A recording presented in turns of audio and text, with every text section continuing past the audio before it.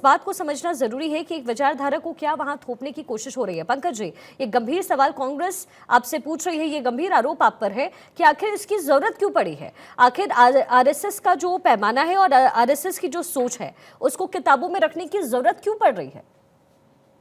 देखिए शिखा जी, मुझे लगता है कि आपका जो पहला सवाल तो वाजिब सवाल है कि आरएसएस का नाम आते ही कांग्रेस क्यों परेशान हो जाती है। मैं तो सिर्फ इतना जानना चाहता हूं कि क्या भारत भूमि पर रहकर भारतीयता की बात करना, भारत के विद्यार्थियों को भारतीयता का पाठ पढ़ाना, भारतीय संस्कृति की, भारतीय संस्कारों की, भारतीय परंपरा की, भारतीय ज्ञान की बात करना क्या अपराध है? क्या हम पाकिस्तान में जाकर ये पढ़ेंगे कि अफगानिस्तान में कि बांग्लादेश में? और मैं सिर्फ सवाल ये पूछ रहा हूँ कि यदि कोई लेखक किसी विचारधारा का है, इसके पहले जो पुस्तकें चलती थी उनकी कोई विचारधारा थी, हमने आपत्ति ली क्या? यदि उनका कंटेंट विद्यार्थियों के काम का है, समय काल परिस्थिति के आधार पर जैसी आवश्यकता देश की है वैसा कंटेंट पाठ्यक्रम यदि सिलेबस परिवर्तित किया जाता है तो आपत्ति क्या है? हम यदि रामायण की बात करें तो कांग्रेस को आपत्ति, गीता की बात करें तो कांग्रेस को आपत्ति, राम मंदिर की बात करें तो कांग्रेस को आपत्ति, कृष्ण वनगमन पथ की बात करें तो आपत्ति, मथुरा की बात करें तो आपत्ति, काशी की बात करें तो आपत्ति। अरे कब तक हिंदुओं के नाम पर आपत्ति? ये गाजा पर मुखर और बांग्लादेश पर मौन, ये तुष्टीकरण की राजनीति करने वाले शिखा जी जब तक इस देश में है, और ये सिर्फ एक ही षड्यंत्र है कि मेरा और आपका भारत सुपर पावर ना बने, विश्व शक्ति ना बने, उसका षड्यंत्र है। ठीक है, जिस प्रकार आप स्तर तो देखिए, आप किसी ने कोई किताब नहीं पढ़ी, उसमें स्वामी विवेकानंद की पुस्तक सम्मिलित है, क्या वो संघ के हैं? डॉक्टर वेद प्रताप वैदिक क्या वो संघ के हैं? 14 उसमें लिखा अंग्रेजी भाषा के, क्या वो संघ के हैं? किसी भी संघ के नाम पर आपको आरोप लगाना और तुष्टीकरण की बात करने वाले आरोप लगाते हैं। मेरा सीधा सवाल है, ठीक है, सवाल का जवाब ले लेते हैं। भूपेश यादव जी, आपको दिक्कत क्या है आरएसएस की जो विचारधारा है, और जब शिक्षाविद कुछ लिखते हैं और उसका चयन जब कोई भी कॉलेज या फिर कोई भी संस्था करती है तो सोच समझ के करती है, तो भूपेश जी हर चीज का राजनीतिक पहलू तलाशना ये कितना सही है और आप ऐसा कर क्यों रहे हैं? ये तो बात भाजपा के प्रवक्ता से पूछनी चाहिए। हर चीज में राजनीति क्यों लाते हैं? शिक्षा में राजनीति, धर्म में राजनीति, देश में। ये पाकिस्तान की बात कर रहे हैं, जिन्ना की मजार पे जाके कौन नतमस्तक हुआ था वहां पे। तो ये जो है, इन्होंने देश में विभाजनकारी और नफरत फैलाना इनका काम रह गया है। इन्हें सिर्फ अपना वोट बैंक इंटैक्ट करना है, इन्हें देश से कोई लेना देना नहीं है। भाई को भाई से लड़ाना है। क्या इसी तरह देश चलता है? क्या जो इन्होंने चयन किए हैं, जितने भी लेखक इन्होंने चयन किया है, क्या विपक्ष की या किसी कोई एक समूह बना के उसमें चर्चा की कि कौन से पाठ्यक्रम में रखना है? नहीं, लेकिन भाई को भाई से लड़ाने वाला कोई शिक्षाविद लिखता है तो क्या ये लिखता है? और अगर ये लिखता है, अगर किताब लिखी जाती है तो उसका चयन होता है क्या भूपेश जी? ये तो आप सीधा सीधा आरोप भी लगा रहे हो, और आरोप लगाने के साथ साथ आप ये तो बड़ा अजीब सा एक बयान है, कह सकते हैं भूपेश जी इसको। ये तो बड़ा अजीबोगरीब बयान दे रहे हैं कि भाई को भाई से लड़वा रहे हैं। किताब में कहाँ लिखा है? और पहले किताब आने तो दीजिए। अरे मैं कह तो रहा हूँ, आप मेरी पूरी बात तो होने दीजिए। आप इनका पक्ष में क्यों बोलना शुरू हो जाते हैं? मैं पक्ष में नहीं बोल रही हूँ, लेकिन आपको मैं करेक्ट कर रही हूँ, वो जरूरी है। मुझे अपने विचार रखने तो दीजिए। हाँ बोलिए। मुझे अपने विचार रखने तो दीजिए। पाकिस्तान में कौन गया था जिन्ना की मजार में? पूछिए, पाकिस्तान की बात करते हैं।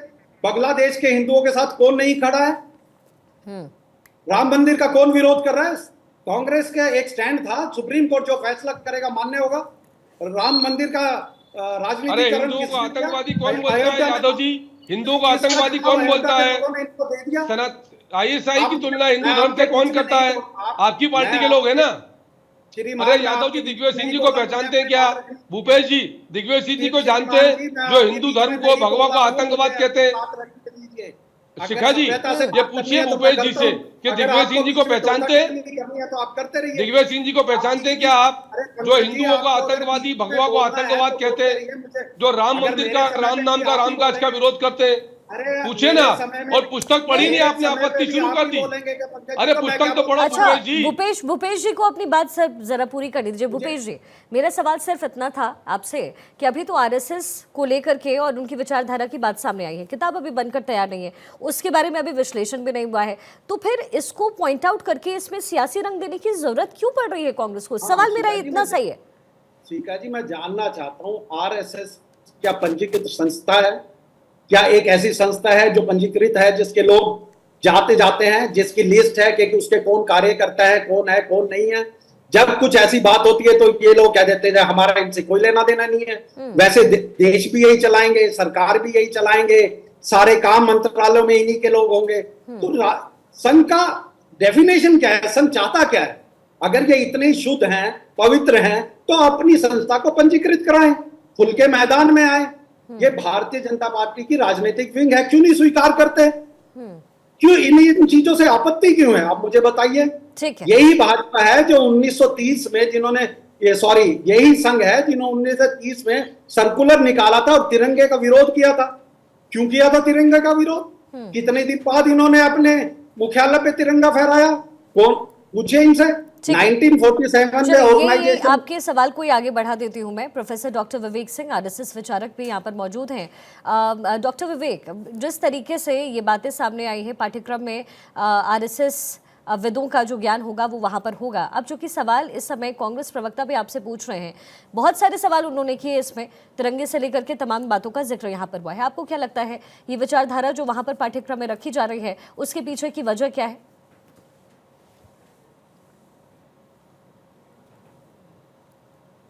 डॉक्टर विवेक, क्या आप तक आवाज पहुंच रही है?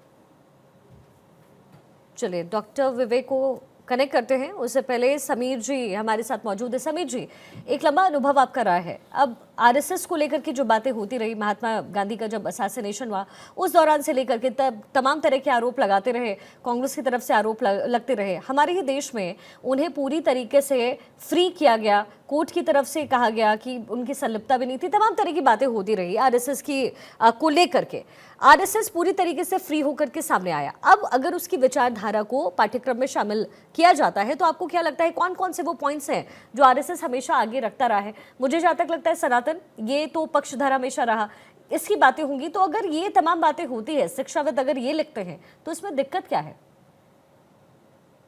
देखिए, आरएसएस को लेकर तो जब 1925 में आरएसएस बना था, जब केशव बलिराम हेगड़ेवार ने आरएसएस की स्थापना की थी 1925 में, तब से लेकर अभी तक आरएसएस पर तमाम तरह के आरोप लोग लगाते रहते हैं। और 3 बार तो प्रतिबंध कांग्रेस ने लगाया था। गांधी की हत्या पे लगाया था, उसके बाद आपातकाल पे लगाया था, उसके बाद बाबरी मस्जिद के समय लगाया था, और फिर कांग्रेस के समय ही आप संघ से प्रतिबंध हटा और संघ बढ़ते रहा। और अब तो अगले साल 2025 में आरएसएस को 100 साल पूरे होने वाले अपनी स्थापना के। तो संघ तो अपने देशव्यापी और राष्ट्रव्यापी नजरिए के साथ आगे बढ़ता रहा, देशभक्तों की फौज तैयार करता रहा, राष्ट्र के लिए मर मिटने वाले स्वयंसेवकों प्रचारों की फौज समाज के अंदर उत्पन्न करता रहा, और संघ आगे बढ़ता रहा। देखिए, किसने लिखा यह महत्व का नहीं है। क्या संघ के प्रचारक है या संघ के स्वयंसेवक है या संघ से जुड़े हुए लोग हैं जो शिक्षाविद है, जो शिक्षा के क्षेत्र में काम करते हैं, या जो शिक्षा के क्षेत्र में योगदान देते हैं, जिनका लंबा अनुभव रहा है, समाज में अंदर अनुभव रहा है, शिक्षा के क्षेत्र के अंदर अनुभव रहा है, विभिन्न विश्वविद्यालय में उनका योगदान रहा है, अगर वो कोई किताब लिखते हैं और वो किताब अगर पाठ्यक्रम के स्वीकार की जाती है तो उसमें क्या आपत्ति है? कोई किसी भी विचारधारा से जुड़ा हो सकता है। क्या कांग्रेस के समय पहले कम्युनिस्ट लोगों की किताबें नहीं चली है? तब क्या किसी ने आपत्ति ली थी? एजुकेशन में तो क्या औरंगजेब मानसिकता के लोगों की किताबें चलाई जाएंगी?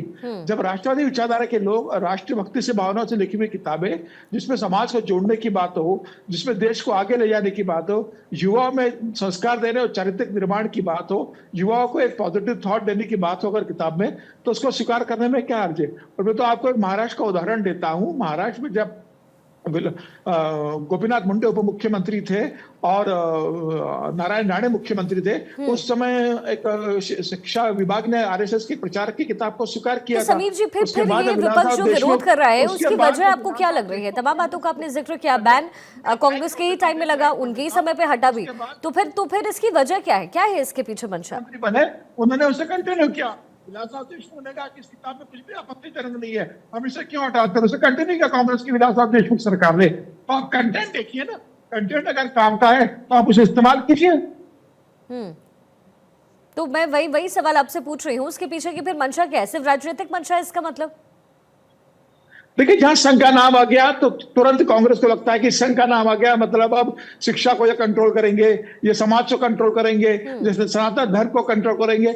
आरएसएस से इतनी नफरत है कांग्रेस के अंदर कि जहां संघ का नाम जुड़ जाता है कांग्रेस को लगता है कि कोई राष्ट्र विरोधी गतिविधि शुरू होने वाली है। भुवन जी, अब तो आप भी कांग्रेस के साथ हो लिए हैं, तो आपको क्या लगता है कि क्या यही वजह है कि मतलब आरएसएस का नाम आया नहीं और आप जो है खिलाफत करने लग जाएंगे, बस इतनी सी ही बात है? जब से सरकार आई है 88 जो पाठ्यक्रम में शामिल की गई है, 88 पुस्तकें, उसका क्या यही मेरिट है कि वो संघ से जुड़ा होना चाहिए? सर, मैं लौटती हूँ आपके पास। भुवन जी से मैंने ये सवाल लिया था। हाँ भुवन जी, आप बोलिए। देखिए, मैं इतना कहना चाहता हूँ, जब से ये सरकार आई है हम ये देख पा रहे हैं कि किस प्रकार उनके जो आरएसएस के कार्यक्रमों में कर्मचारियों के हिस्से लेने पे इन्होंने जो पाबंदी थी उसको हटाने का काम करा, उसको शुरू करने का काम करा। उसके बाद आप देख पाती हैं कि कौन से लोग ऐसे थे जो पाकिस्तान में जिन्ना की मज़ार पे जाकर वहाँ पर सजदा करते थे। आपने देखा होगा वो कौन से लोग थे जो वहाँ पर बिना बुलाए बिरयानी खाने गए थे। और जो अब ये लोग गॉडसे की जो विचारधारा है उस पर चलने वाले लोग निश्चित तौर पे अब चाहते हैं कि आरएसएस का एजेंडा किताबों में आए, ताकि जो विद्यार्थियों की विचारधारा है उसको शुरू से आरएसएस की विचारधारा से जोड़ा जाए। और हमें लगता है कि सरदार वल्लभ भाई पटेल ने इसी कारण से इन पर रोक लगाने का काम करा, जिन्हें लौह पुरुष कहते हैं। गुजरात के वो थे, उन्होंने गृह मंत्री थे देश के। उन्होंने इनकी विचारधारा के देखते हुए, इनके नफरती एजेंडे को देखते हुए इनको प्रतिबंध करने का काम करा। और आरएसएस के बारे में ज़्यादा क्या कहना, 52 साल देश के जिस संस्था ने अपने देश का झंडा ना लगाया हो उसके बारे में बोल दो। मैं बीच में नहीं बोला सर। सर अगर आप सर अगर आपको बीच में बुलवाना सीखा फिर कोई नहीं बोल पाएगा। मेरी आवाज़ भगवान ने बहुत बुलंद करी है, मैं बदतमीजी ना करता हूँ ना करने देता हूँ। समीर जी ड्यू रिस्पेक्ट, बीच में मत बोलिएगा, मेरा टाइम है, समाजवादी पार्टी का टाइम, आपके टाइम में बिल्कुल नहीं बोलूंगा। विषय में आपसे कहना चाहता हूँ।